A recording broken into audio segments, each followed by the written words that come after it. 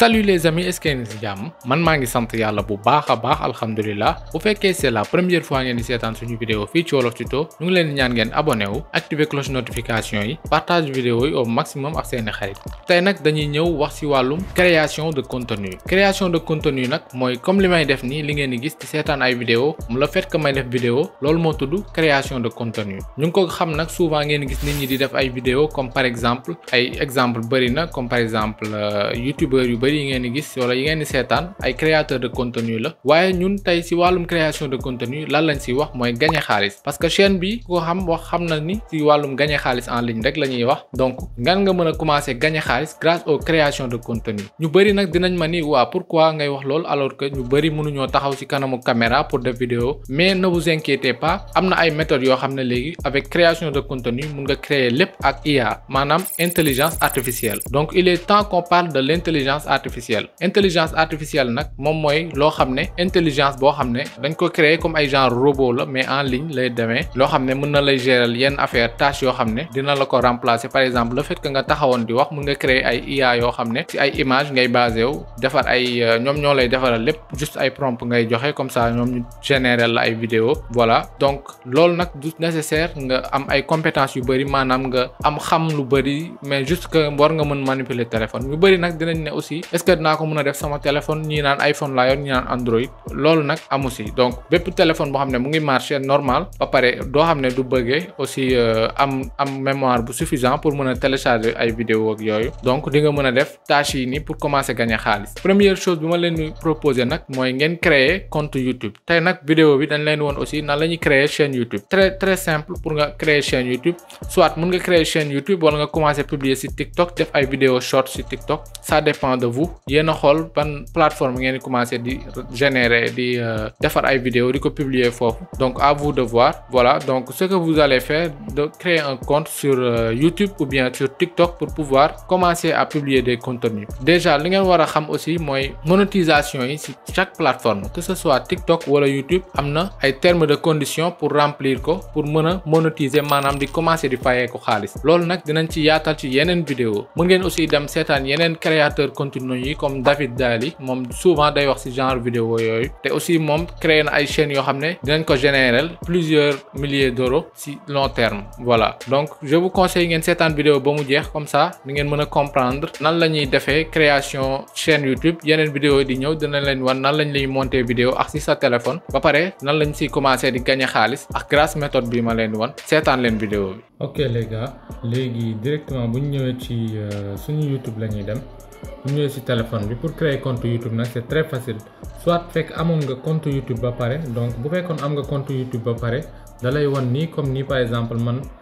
fii nii awma ci compte YouTube donc compte bii nii compte par défaut la bu la neexee nga jël compte bii nii nag bi ne ci sa YouTube normal mooy bi ngay utiliser di seetaan ay vidéo YouTube après nga def modification yi rek wala nag bu fekkee da nga bëgg créer benn chaîne da ngay dem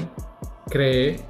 beneen compte YouTube bu fekkee da nga bëgg créer beneen chaîne boo xam ne adresse email bi bokkul ak sa compte normal da ngay dem créer beneen compte YouTube beneen compte Google donc bu ñu demee partie changer de compte ñu bës ajouter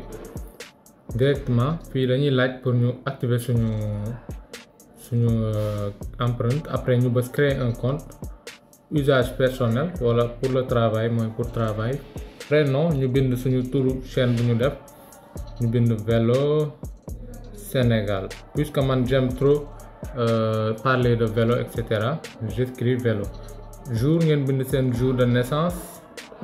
par exemple ñu xool 01 premier mois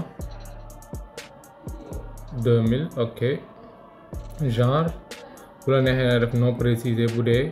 bëggoo nga chaîne bi nekk góor wala jigéen mais ñun comme on est un homme on va faire homme léegi nag bindal nañu adresse email du yoom ñu suggéré léegi dañuy choisir soit ñu choisir senegalvelo@gmail.com wala vélo Sénégal 608 donc vélo Sénégal 608 ok bu la neexee nga personnaliser aussi sa bos léegi nag ñun mot de passe bi dañuy def mot de passe bu ñu neex vélo 2024 SN ok Vélo 2024 SN d'accord léegi dañuy def suivant du moins ñu accepter conditions yi buñ ko accepter ba pare nag léegi dañuy xaarloo tuuti léegi mu créer directement nag compte Google bi après vous switcher léegi nag algorithme YouTube bi da leen di wax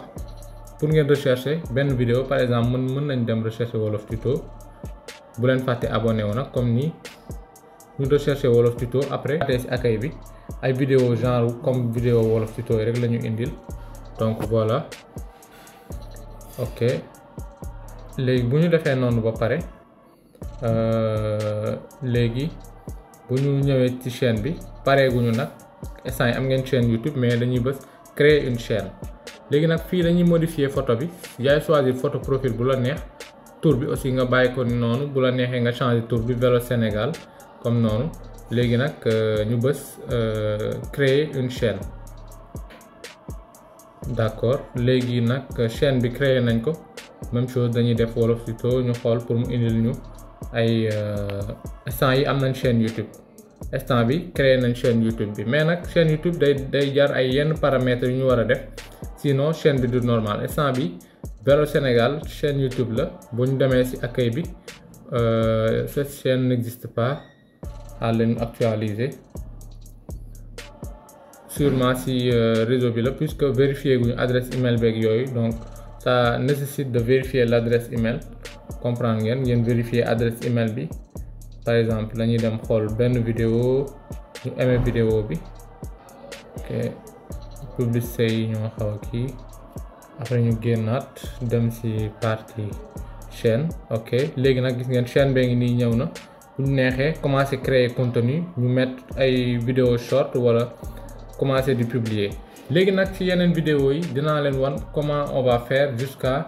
commencer di gagner xaalis ak chaîne YouTube yi ñuy créer voilà les amis merci on se retrouve à la prochaine pour les prochaines vidéos